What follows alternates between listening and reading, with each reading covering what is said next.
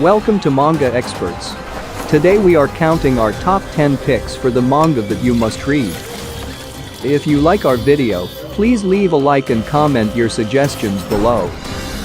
Without any further ado, let's get started.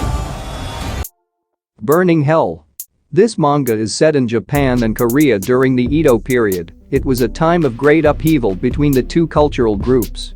In ancient times, Japan and Korea would send their criminals to a colony called Kyokudo, situated in the channel between the two nations.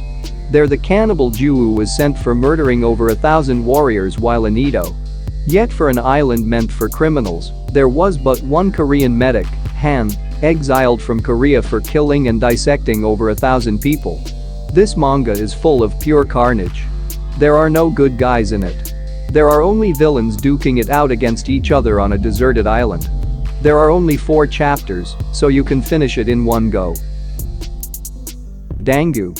From the desert wastelands emerge 2 mysterious warriors, Master Wizard Yaerong and his faithful servant Badu.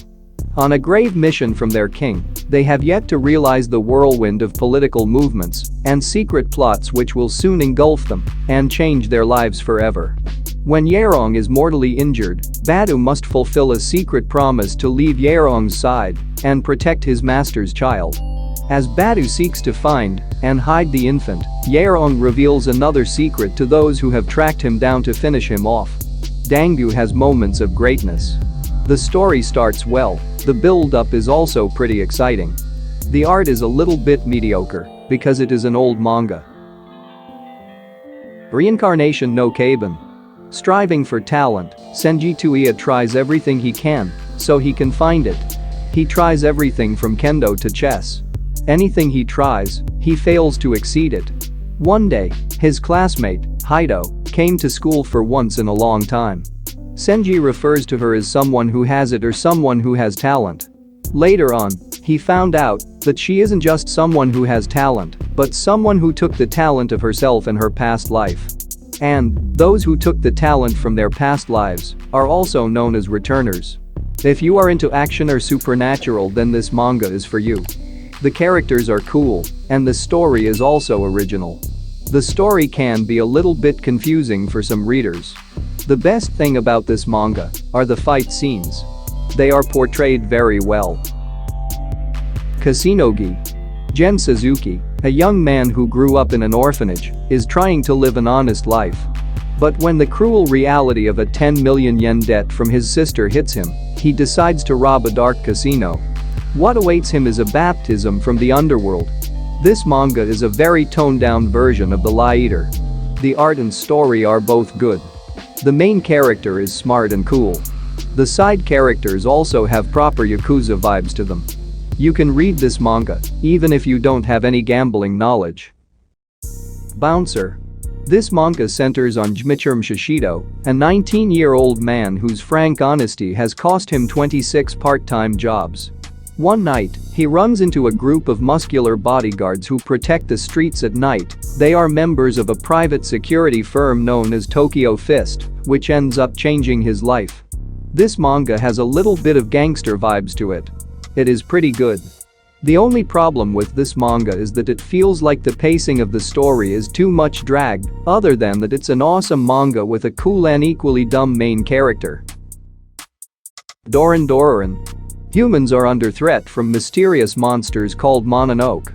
Dora Sasaki is unbeatable in a fight, and in order to keep a promise to his deceased mother, he aspires to be an anti-Mononoke samurai. However, everything changes when he meets a kind-hearted Mononoke named Kusanagi.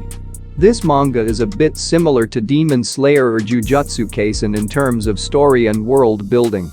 The art is good, especially during fight scenes. The characters are a bit generic like the usual shounen characters. Other than that, it is a pretty entertaining manga. Gannibal. A police officer who was stationed in a village started acting strange and blabbering that the residents of this village are cannibals. He had a lot of debt and went missing. A new officer was transferred to that village. Little does he know that he is messing with a community of cannibals. This manga has a lot of suspense. It reminds me of the movie series' Wrong Turn. Story-wise, the pacing is very smooth. Marginal operation. Our hero Ryota Arata is an otaku who just lost his job after the dissolution of his company. Unwilling to return to his old neat ways, he applies online to a private military security company, thinking the benefits to be promising. After what appears to be a baffling test, he's assigned to be an operator of operators and begins his training in a foreign country. Little does he know, the life of a private mercenary is far more grueling than he could have ever imagined. It is quite good. It is more focused on the tactical and planning part of wars than action. Plus only read it if you can read plenty of text and explanations. It also gets a little bit dark later on. Ottoman. Suya is a sullen salaryman whose days are spent chasing after work deadlines all while still keeping his dream of becoming a manga artist. To him, his one and only support in life is none other than his beloved wife Yuka. One day, on his way back home, he was suddenly caught in an accident, and before he knew it, an alien had taken hold of his body. Not only that, the evil threat of another alien is closing in on Yuka too, as he jumps in to save his dearest wife from the clutches of those man-eating aliens. This manga is more like Tokyo Ghoul. The art is refined. The main character has a good personality, but he can be a little bit cringy sometimes. The good thing is that his wife is not annoying at all. Ashaman. The main character reads a ton of mangas just like you and me. He is overpowered from the start. He tries to look for a job but fails every time.